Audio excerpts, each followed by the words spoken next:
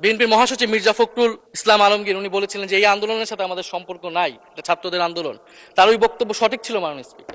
আমাকে DGFI, DB, SB, বাংলাদেশের হেন কোনো গোয়েন্দা সংস্থা নাই যারা আমাকে ইন্টারগেশন করেছে, টর্চার করেছে এবং একটা কথা বারবার বলানোর চেষ্টা করেছিল যে এই আন্দোলন বিএনপি জামাতের আন্দোলন, যারা আগুন লাগিয়েছে তারা বিএনপি জামাতের সন্ত্রাসী। এটা একবার তোমরা শুধু বলো। বিএনপির মহাসচিব মির্জা ফখরুল ইসলাম আলমগীর উনি বলেছিলেন যে এই আন্দোলনের সাথে আমাদের সম্পর্ক নাই, এটা ছাত্রদের আন্দোলন। তার ওই বক্তব্য সঠিক ছিল মাননীয় স্পিকার।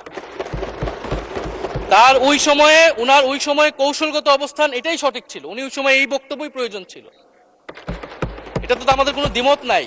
মাননীয় স্পিকার, আমাকে ডিজিএফআই, ডিবি, এসবি, বাংলাদেশের হেন কোনো গোয়েন্দা সংস্থা নাই যারা আমাকে ইন্টারগেশন করেছে, টর্চার করেছে এবং একটা কথা বারবার বলানোর চেষ্টা করেছিল যে এই আন্দোলন বিএনপি জামাতের আন্দোলন, যারা আগুন লাগিয়েছে তারা বিএনপি জামাতের সন্ত্রাসী। এটা একবার তোমরা শুধু বলো। ডিবি অফিসে শেষ পর্যন্ত আমরা বাধ্য হয়েছি আন্দোলন স্থগিতের ঘোষণা দিতে, কিন্তু কখনো এই কথাটা মাননীয় স্পিকার আমরা বলিনি। ফ্যাসিবাদ বিরোধী রাজনৈতিক দলের নেতাকর্মীকে আমরা আন্দোলনের সময় থেকে এখন পর্যন্ত কখনো আমরা অস্বীকার করিনি।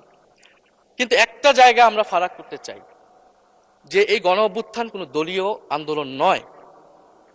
90-এর গণ অভ্যুত্থান, 69-এর গণ অভ্যুত্থান থেকে এই গণ অভ্যুত্থানের পার্থক্য রয়েছে মাননীয় স্পিকার। এই গণ অভ্যুত্থানে ফ্যাসিবাদ বিরোধী রাজনৈতিক দলের নেতাকর্মীরা নেতৃত্বে নয়, সামনে পিছনে ছিল মাননীয় স্পিকার। সামনে সাধারণ জনগণ ছিল, ছাত্ররা ছিল। ফলে সেই হিসেবেই এই গণ অভ্যুত্থানকে স্বীকৃতি দেওয়া উচিত।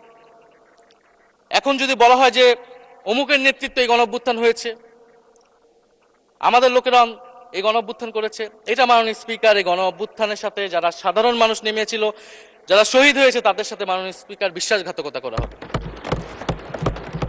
ফলে জুলাই গণ অভ্যুত্থানের সকলের অংশগ্রহণ ছিল। হ্যাঁ, আমাদের অনেক মত পার্থক্য। জুলাই গণ অভ্যুত্থানের পরে আমাদের রাস্তা আলাদা হয়ে গেছে আমরা মনে করি রাজনৈতিকভাবে, কিন্তু গণ অভ্যুত্থান আমরা একসাথেই করেছিলাম মাননীয় স্পিকার। East to Sylhet 24